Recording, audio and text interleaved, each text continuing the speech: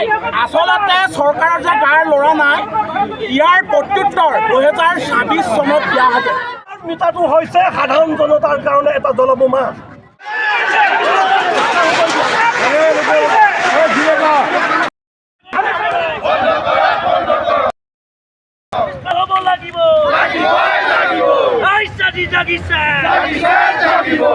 মুক্তি সংগ্রাম সমিতি জিন্দাবাদ, ছাত্র মুক্তি সংগ্রাম সমিতি জিন্দাবাদ, নারী মুক্তি সংগ্রাম সমিতি জিন্দাবাদ, জয় জ্বলিছে, স্মার্ট মিটার বন্ধ করক, শক্তি বিভাগ হাই হাই, শক্তি বিভাগ কম নাই,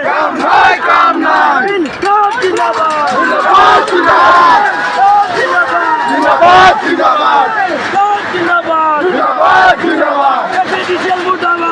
মুক্তি সংগ্রাম সমিতি জিন্দাবাদ, সংগ্রাম সমিতি জিন্দাবাদ, স্মার্ট মিটার বন্ধ করক, স্মার্ট মিটার বন্ধ করক, স্মার্ট মিটার বন্ধ কৰিব নহয় বিজেপি চৰকাৰ কাম নাই, শক্তি বিভাগ একো গা লৰা নাই, কি ক'ব এইটো? নহয়, আচলতে চৰকাৰৰ যে গাৰ ল'ৰা নাই, ইয়াৰ প্ৰত্যুত্তৰ 2026 চনত দিয়া হ'ব। বুজি পাইছে না? অৰ্থাৎ স্মাৰ্ট ডিজিটেল আনিয়ে চৰকাৰ ধ্বংস হ'ব, চাব দেখিব।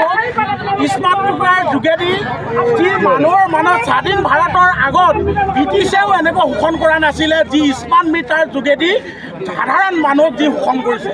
আপুনি জানেনে যে আগত এখন যিটো আমাৰ মেনুৱেল মিটাৰ আছিল, মেনুৱেল মিটাৰে এটা পৰিয়াল চলিবলৈ মিনিমাম সাধাৰণ পৰিয়ালত 300 বা 400 টকা প্ৰয়োজন হৈছিল।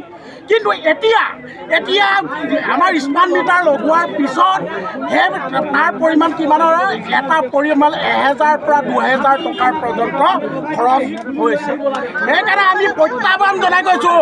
তেওঁলোকে বিধানসভাত কৈছে যে স্মাৰ্ট মিটাৰত কোনো ধৰণৰ বিল নাবাঢ়ে। আমাৰ গাঁৱলৈ আহক, শীত তাপ নিয়ন্ত্ৰিত ঘৰত সোমাই পিনি আপোনালোকে প্ৰকৃত মানুহ বুজি নাপাব, প্ৰকৃত দুখ বেদনা বুজি নাপাব। AC ঘৰত থকা মানুহে কি বুজিব স্মাৰ্ট মিটাৰ কি বস্তু? আমাৰ গাঁৱলৈ আহক, গাঁৱত দেখুৱাই দিম আপোনালোকক ক'ত স্মাৰ্ট মিটাৰে কেনেকৈ আপোনালোকে ডকাইত কৰি আছে, দিন ডকাইত কৰি আছে। তাৰ আহক, আমাৰ গাঁৱত আমি চব দেখুৱাই দিম। এতিয়া আপোনালোকে কি বিচাৰি আছে কওক? যদি স্মাৰ্ট মিটাৰ বন্ধ নহয়, ইয়াতকৈ কঠোৰতম গণতান্ত্ৰিক আন্দোলনৰ প্ৰত্যাহ্বান গ্ৰহণ কৰিবলৈ বিজেপি চৰকাৰ সাজু থাকক বুলি আমি কৈছোঁ।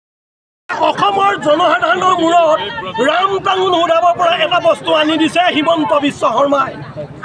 বিদ্যুৎ মন্ত্ৰী নন্দিতা গাৰলুচাই স্মাৰ্ট মিটাৰটো হৈছে সাধাৰণ জনতাৰ কাৰণে এটা জলবোমা, এটা বোমা সদৃশ, যিটো স্মাৰ্ট মিটাৰ কাৰণে আজি সাধাৰণ জনতাৰ নাচুত ঘটনা কৰিবলৈ বাধ্য হৈছে।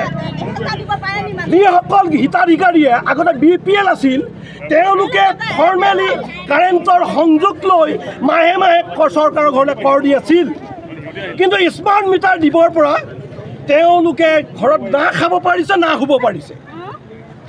হিমন্ত বিশ্ব শৰ্মাই কমিশ্যনৰ অংকক লৈ APDCL-এ মোটা অংক লৈ বহিৰাগত পুঁজিপাতি কোম্পানী আমদানিক আনি স্মাৰ্ট মিটাৰ সংযোগ দি সাধাৰণ জনতাৰ মূৰত ৰাম টাঙোন ঘূৰাইছে।